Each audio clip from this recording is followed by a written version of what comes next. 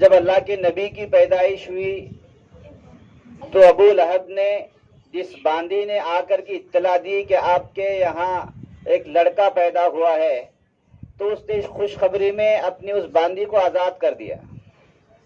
یعنی آزادی کے لیے لڑا کرتے تھے، جہاد کے لیے لڑا کرتے تھے، ایسے لوگوں کو کالا پانی بھیج دیا کرتے تھے.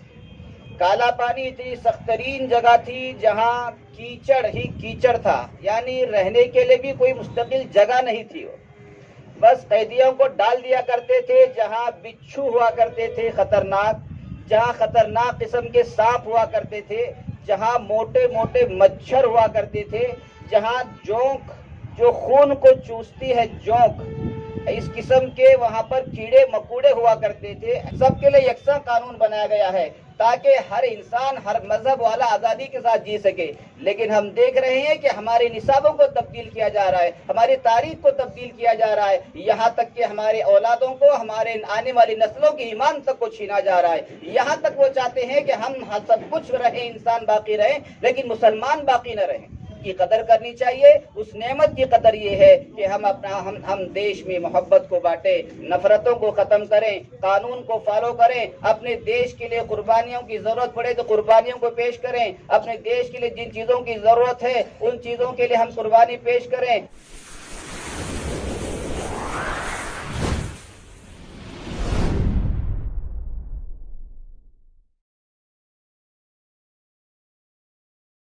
Subscribe now and press the bell icon. Never miss an update. نحمده ونصلي على رسوله الكريم اما بعد اعوذ بالله من الشيطان الرجيم بسم الله الرحمن الرحيم ان الدين عند الله الاسلام صدق الله مولانا العظيم.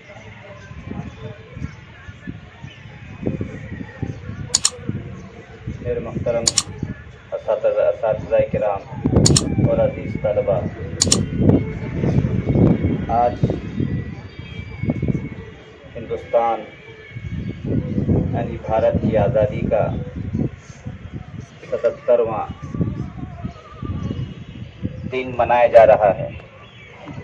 ہمارے اس دیش کو، ہمارے اس بھارت دیش کو آزاد ہوئے 76 سال مکمل ہو گئے ہیں.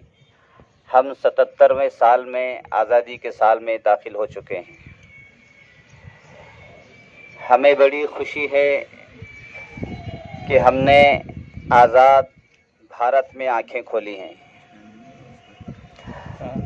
ورنہ آزادی کیا چیز ہے اور غلامی کیا چیز ہے یہ ان لوگوں سے پوچھیں، ان مجاہدین آزادی سے پوچھیں جنہوں نے اپنی قربانیاں پیش کی. آزادی یہ اللہ کی بہت بڑی نعمت ہے اور غلامی انسان کے لیے سب سے بدترین چیز ہوا کرتی ہے.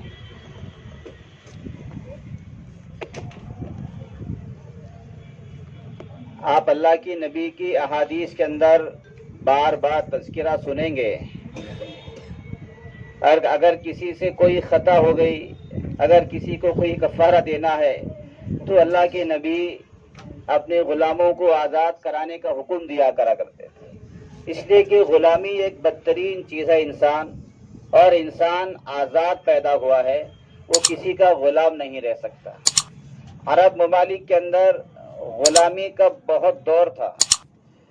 اس وقت غلاموں کو خریدا جاتا تھا، بیچا جاتا تھا، اس انداز کا ماحول تھا. لیکن جب عرب ملک میں اسلام آیا ہے، اسلام نے ان غلاموں کو آزادی کی راہیں تلاش کی. جب اللہ کے نبی کی پیدائش ہوئی تو ابو لہب نے، جس باندی نے آ کر کی اطلاع دی کہ آپ کے یہاں ایک لڑکا پیدا ہوا ہے، تو اس نے اس خوشخبری میں اپنی اس باندی کو آزاد کر دیا. یعنی یہ جو غلامیت کا جو دور تھا یہ بہت پرانی رواج تھی، پرانا رسم و رواج تھا. اس طرح یہ غلامیت انگریزوں نے آ کر کے ہمیں غلام بنایا، ہمارے ملک پر قبضہ کیا. پوری لمبی آپ نے تفصیل ماشاءاللہ تھوڑے ہی وقت میں سنی ہے، مجھے وہ نہیں بتانا ہے.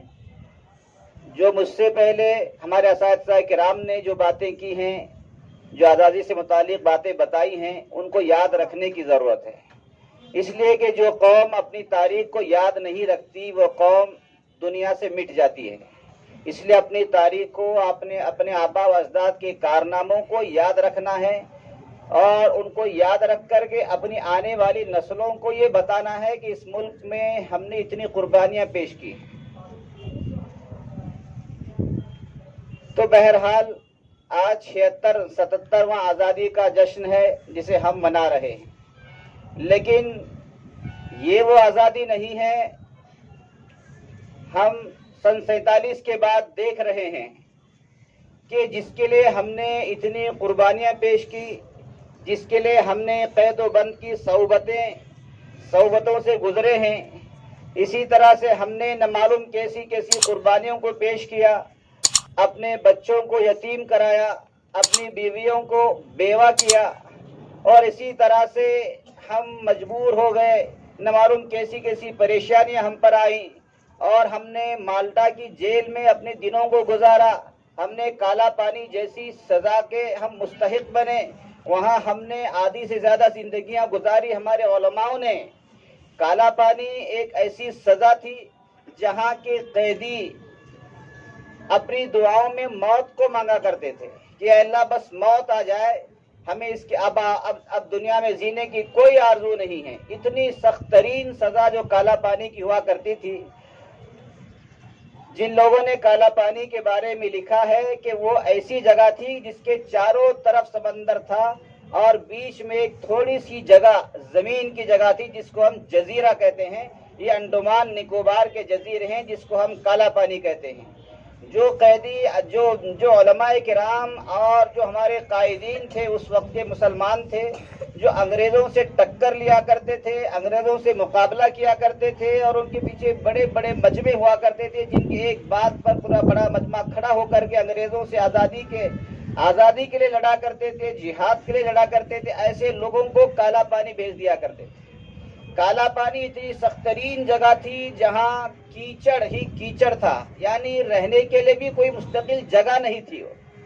بس قیدیوں کو ڈال دیا کرتے تھے جہاں بچھو ہوا کرتے تھے خطرناک، جہاں خطرناک قسم کے سانپ ہوا کرتے تھے، جہاں موٹے موٹے مچھر ہوا کرتے تھے، جہاں جونک جو خون کو چوستی ہے، جونک اس قسم کے وہاں پر کیڑے مکوڑے ہوا کرتے تھے۔ ایسی جگہ ہمارے علماء کرام کو ڈال دیا کرتے تھے جس کو کالا پانی سے مشہور کیا گیا ہے۔ اتنی سخت ترین سزائیں وہاں دی جاتی تھی، اتنے بڑے بڑے جنگلات تھے کہ سورج کی شعاعیں بھی وہاں زمین پر نہیں آیا کرتی تھی، اتنے بڑے جنگلات تھے۔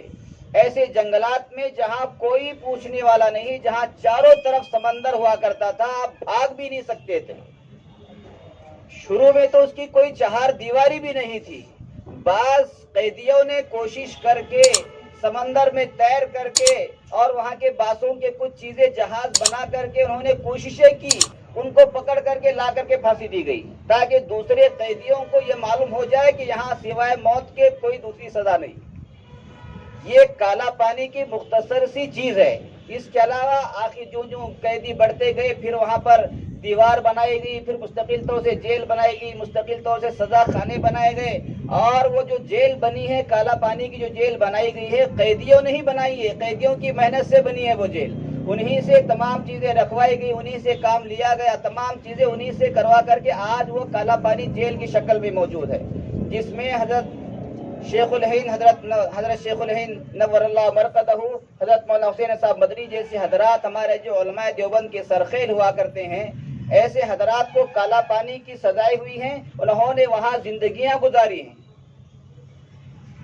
حضرت جعفر تھانیسری رحمۃ اللہ علیہ جیسے علماء کرام وہاں رہ کر کے آئے ہیں، ایسی ایسی سزائیں وہاں کاٹ کر کے آئے ہیں، لیکن ہم دیکھ رہے ہیں کہ سن 47 کے بعد میں جس کے لیے ہم نے اتنی قربانیاں پیش کی تھی، جس کے لیے ہم نے اپنی جانیں پیش کی، جس سے ہم نے اپنے سب مال و دولت کو قربان کیا ہے، لیکن ہم دیکھ رہے ہیں کہ اسی آزاد بھارت کے اندر ہمارے ساتھ وہ سلوک کیا جا رہا ہے کہ ہماری زبان جو زبان مادری زبان ہے اس کو چھینا جا رہا ہے، ہمارے ایمان کو چھینا جا رہا ہے، ہمارے علم کو چھینا جا رہا ہے، ہمیں آزادی سے جینے کا حق نہیں دیا جا رہا ہے، ہمارے حقوق سلب کیے جا رہے ہیں، یہ آزادی کے بعد ہم سے دوہرا سلوک کیا جا رہا ہے۔ اسی لیے حضرت تھانوی فرمایا کرتے تھے، تم نے گورے سانپ کو اپنے دیش سے باہر نکال دیا ہے، لیکن تمہارے ساتھ ایک کالا سانپ بھی موجود ہے جو تمہیں ہر وقت ڈستا رہے گا۔ چنانچہ ہم ان کالے سانپوں کے ذریعے ڈسے جا رہے ہیں، لیکن ہمیں احساس تک نہیں ہے، انہیں پتہ تک نہیں ہے کہ اس دیش کے لیے ہم نے کتنی بڑی بڑی قربانیاں پیش کی ہیں۔ حضرت تھانوی کی وہ باتیں آج ہمیں یاد آ رہی ہیں کہ وہ انگریز کالے سانپ تھے، وہ لوگ انگریز جو تھے وہ گورے سانپ تھے، یہ کالے سانپ ہیں جو ہمیں ڈسے جا رہے ہیں۔ اس لیے ہمیں ہمت ہارنی نہیں ہے، ہمیں اللہ نے ایک مسلمان کو ہمت کے ساتھ، اور اسی لیے ہمارے بڑوں نے ہمارے اس دیش کے لیے قانون بنایا ہے تاکہ یہاں کسی کا شخصیت کا کوئی راج نہ چل سکے، شخصیت کی کوئی بادشاہت نہ چل سکے، بلکہ جمہوریت کو یہاں پر لاگو کر کے سب کے لیے قانون بنایا گیا ہے، سب کے لیے یکساں قانون بنایا گیا ہے تاکہ ہر انسان ہر مذہب والا آزادی کے ساتھ جی سکے۔ لیکن ہم دیکھ رہے ہیں کہ ہمارے نصابوں کو تبدیل کیا جا رہا ہے، ہماری تاریخ کو تبدیل کیا جا رہا ہے، یہاں تک کہ ہمارے اولادوں کو، ہمارے آنے والی نسلوں کے ایمان تک کو چھینا جا رہا ہے۔ یہاں تک وہ چاہتے ہیں کہ ہم سب کچھ رہیں، انسان باقی رہیں لیکن مسلمان باقی نہ رہیں۔ ایسے حالات ہیں، اس لیے ہمیں اس بھارت دیش کے اندر، اس ملک کے اندر، اس آزاد بھارت کے اندر ہمیں یہ عہد کرنا ہے، ہمیں یہ نیت کرنی ہے اور ہمیں عزائم رکھنے ہیں کہ ہم اس دیش کے اچھے شہری بنیں گے، اچھے مسلمان بن کر کے زندگی گزاریں گے، ہم قانون کے مطابق اپنی زندگی گزاریں گے اور اس کے ساتھ ساتھ میں اپنی شریعت کو بھی نہیں چھوڑیں گے، اپنے قرآن کو بھی نہیں چھوڑیں گے، اپنی سنتوں کو نہیں چھوڑیں گے، اپنے ایمان کو نہیں چھوڑیں گے۔ یہی آزاد بھارت کی صحیح شکل ہے، یہاں ہر مذہب والا آزاد ہے۔ اس لیے ہمیں آج اس 77ویں یوم جشن آزادی کے موقع پر ہمیں اسلام کو بھی نہیں بھولنا ہے، اپنی آزادی کو بھی نہیں بھولنا ہے اور اپنے بھارت دیش کو بھی نہیں بھولنا ہے۔ جو بھی اس دیش کی طرف بری آنکھوں سے دیکھے گا، مسلمان اس کا مقابلہ کرنے کے لیے پہلے صف میں کھڑے ملیں گے۔ اسی طرح سے جو بھی اس دیش میں فرقہ پرست جیسی طاقتیں ہیں جو اس دیش کو کمزور کرنا چاہتی ہیں، آپس میں نفرتیں بانٹنا چاہتی ہیں، آپس میں جنگ و جدال کرانا چاہتی ہیں، نہ معلوم کیسی حرکتیں کرانا چاہتی ہیں، تو مسلمان اس کے لیے سب سے آگے بڑھے۔ ہمیں سب سے آگے بڑھنا چاہیے کہ ہم محبت کو بانٹے، ہم بھائی چارے کو بانٹے، ہم آپس میں اتحاد کے ساتھ رہے۔ آج بھی ہندو اتنا بڑا طبقہ ہے جو بہت ہی جمہوریت کے ساتھ اور امن کے ساتھ رہنا چاہتا ہے۔ چند لوگ ہیں، مٹھی بھر لوگ ہیں جو فرقہ پرستی کی وجہ سے آپس میں نفرت بانٹ رہے ہیں، آپس میں دشمنیاں بانٹ رہے ہیں۔ اس لیے ہمیں اس نفرت اور دشمنی کا جواب محبت سے دینا ہے، شفقت سے دینا ہے، اکرام اور احترام سے دینا ہے۔ ہمیں قانون کو ہاتھ میں نہیں لینا ہے بلکہ قانون پر عمل کرتے ہوئے زندگی گزارنا ہے۔ جس طرح سے وہ لوگ خوشیاں مناتے ہیں یوم آزادی کے موقع پر، ہمارا حق یہ ہے کہ ہم ان سے زیادہ خوشیاں منائیں۔ اسی لیے مدارس کے اندر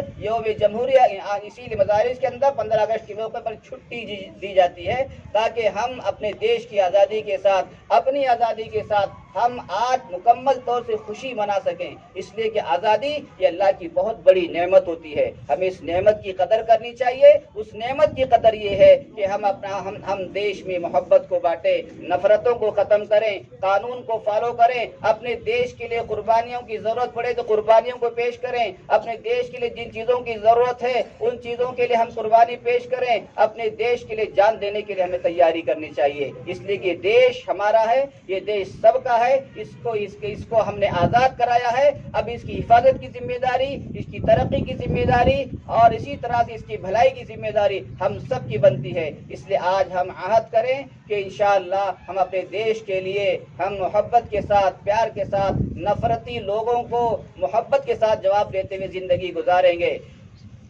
اور اسی طرح سے آج یوم آزادی کا موقع ہے، ہم اپنے یہاں بھی آج تمام طلباء کو، تمام اساتذہ کرام کو یوم آزادی کے موقع پر مبارکباد پیش کرتے ہیں۔ اللہ ہم سب کو دیش سے محبت کے ساتھ اور قانون کے ساتھ جینے کی توفیق نصیب فرمائے اور اسی طرح سے نفرتوں کا جواب محبت کے ساتھ دیتے رہنے کی توفیق نصیب فرمائے. اور اگر کبھی ہمارے دیش کو جان کی مال کی قربانی کی ضرورت پڑ جائے تو ہم اس کے لیے بھی صف اول میں رہیں گے انشاءاللہ اور ہمیشہ رہتے رہیں گے. اللہ ہم سب کو عمل کی توفیق نصیب فرمائے اور ہمارے سب مدارس والوں کو، پورے دیش واسیوں کو، ہندوؤں کو، مسلمانوں کو، سکھوں کو، عیسائیوں کو، سبھی کو آج 77ویں آزادی جشن مبارک ہو. شبھ کامنائیں. السلام علیکم.